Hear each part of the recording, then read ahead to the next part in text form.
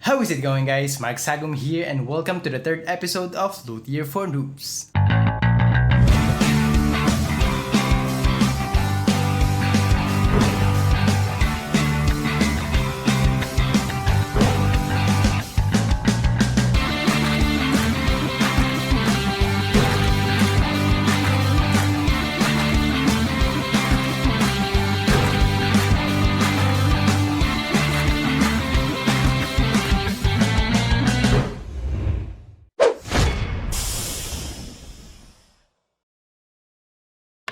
On the previous episode, we were able to make a DIY guitar nut and saddle out of a piece of cow bone.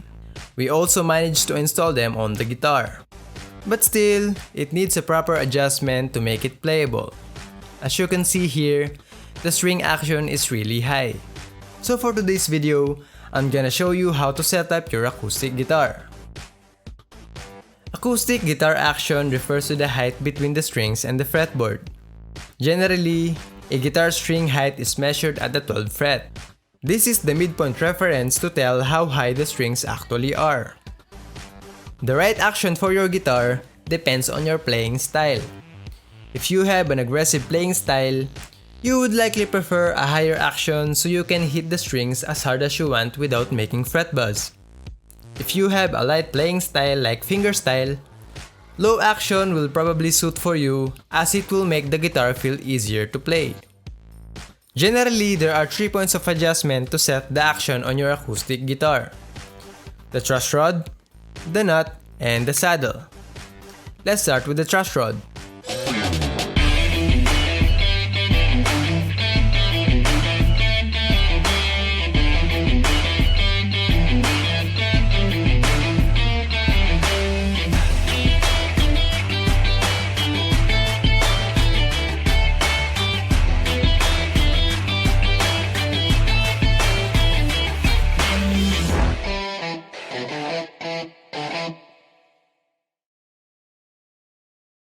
Okay, so para ma-check natin yung straightness ng truss rod, first, kailangan nasa tono muna yung gitara mo.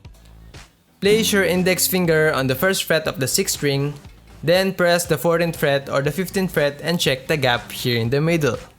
Or para mas madali, place your capo at the 1st fret, then press the 14th fret or the 15th fret of the 6th string. Now, let's check for some gap. So let me see if I can zoom that in. And there you can see that there is no gap between the strings and the fretboard. So when you are checking your neck, there are 4 possible configurations that you may encounter. First, your neck might have an up bow position. It means it has too much relief, which causes a higher string action. It can be fixed by tightening the truss rod. Second, it might have a back bow position. It means there is no relief between the fretboard and the strings, which causes fret buzz. These can be fixed by loosening the truss rod. Third, your neck might have a straight configuration. It means there is no relief. Again, it can be fixed by slightly loosening the truss rod.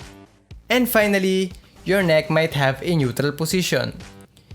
It means your neck has a slight up bow, therefore it has a small gap or relief for your strings to vibrate without fret buzzing. This is the ideal configuration for your neck. So if you find your neck in a neutral position, you can now proceed on the next step. Okay, this particular guitar has a straight neck, so we need to adjust it to achieve a neutral position. To adjust the truss rod, we're gonna use an Allen wrench. Turn it clockwise to tighten the neck, and counterclockwise to loosen and add relief to the neck. So this is how I do it. First, I'm gonna loosen it too far to add some relief.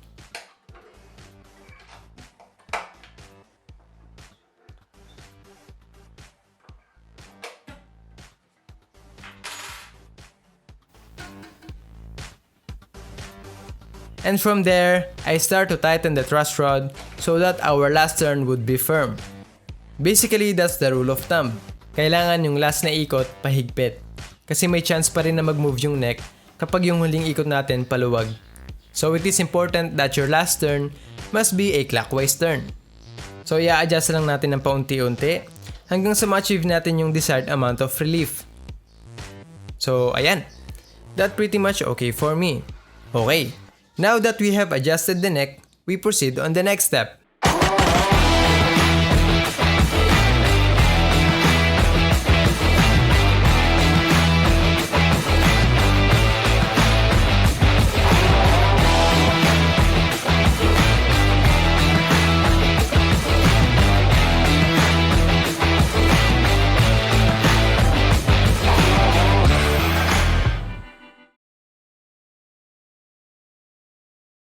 So the next step is to adjust the nut of your acoustic guitar.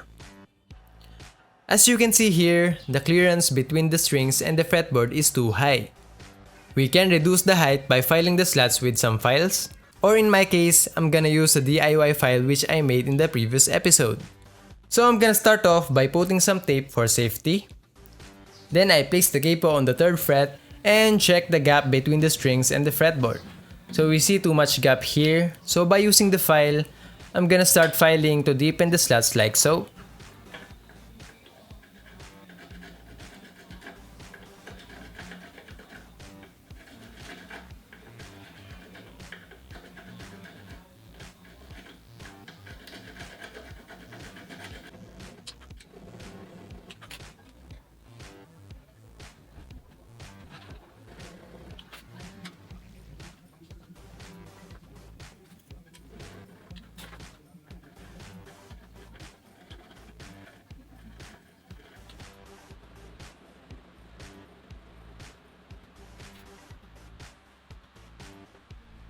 Check the clearance.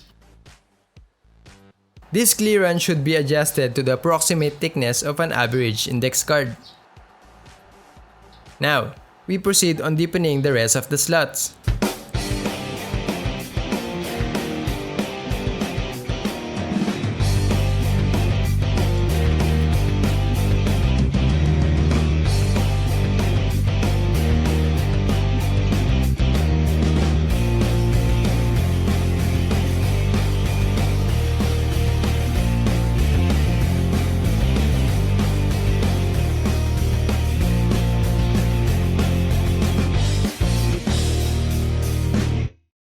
Now that we have adjusted the nut height, remove the tape and let's recheck for the height. Usually for a low action setup, the clearance measures about 0.3mm at the low E string and about 0.15mm at the high E string.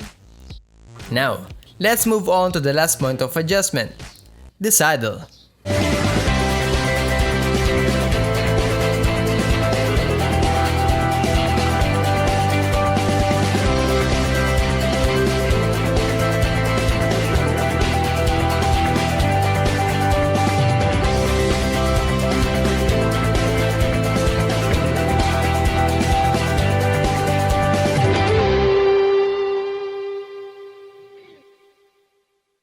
Adjusting the saddle to properly fit what you want is quite a tricky process. I've watched a lot of tutorials on how to adjust the saddle, but sadly, medyo hirap pa rin akong intindihin kung paano makuha yung exact measurements. So I tried to study it myself. To measure the action, I used a string action ruler, or kung wala kayo, you can use any kind of measuring tools, like for example, an ordinary ruler. All you have to do is to remove the excess material on the edge, and you can now use it to measure your action. First, I measured the existing action. It measures about 3.25mm on the 6th string and about 3mm at the 1st string. My desired action measures about 2.5mm on the 6th string and 2.25mm at the 1st string. Then I proceed on measuring the height at the bridge. By doing so, I found out that the string height is tapered from the bridge to the 12th fret. Means, hindi sila pantay. So the question is, how much material do we need to subtract on the saddle to make the height at the 12th fret become 2.5mm? So by using the method of proportion, I came up with the approximate height to be subtracted on the saddle. But don't worry guys, di nyo na kailangan mag-compute. I created an Excel file which you can download in the description down below. All you have to do is to input your measurements and voila! You have the measurements you need to adjust your saddle. Now, let's loosen the strings and remove the saddle for the adjustment.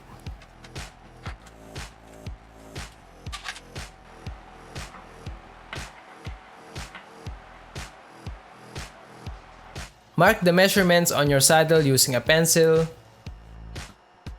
And using a straight edge, connect the points, and that's the material we need to remove.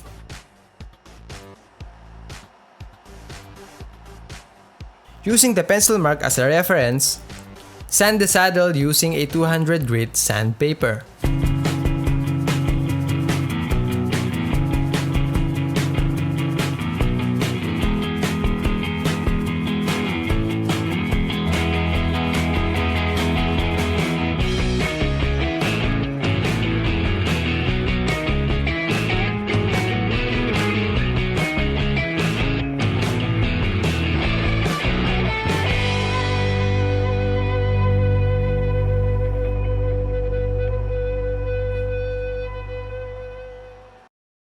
Once it's done, let's install it on the guitar and make sure it is perfectly tuned.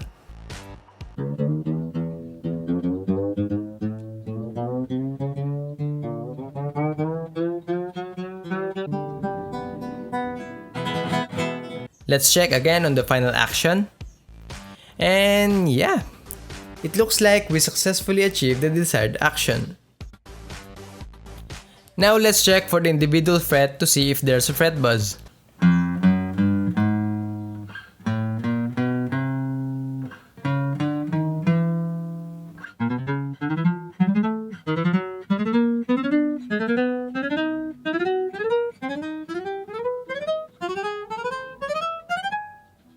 So far, we didn't occur any fret buzz, so yeah, I guess we have a job well done.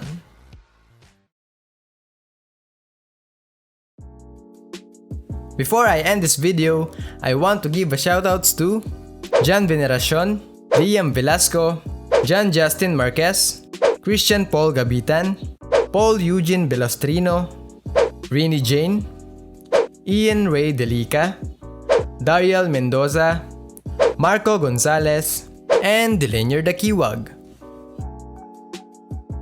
And that's it for this video, guys. If you like this video, hit like, share, subscribe, and hit the bell icon for more future updates.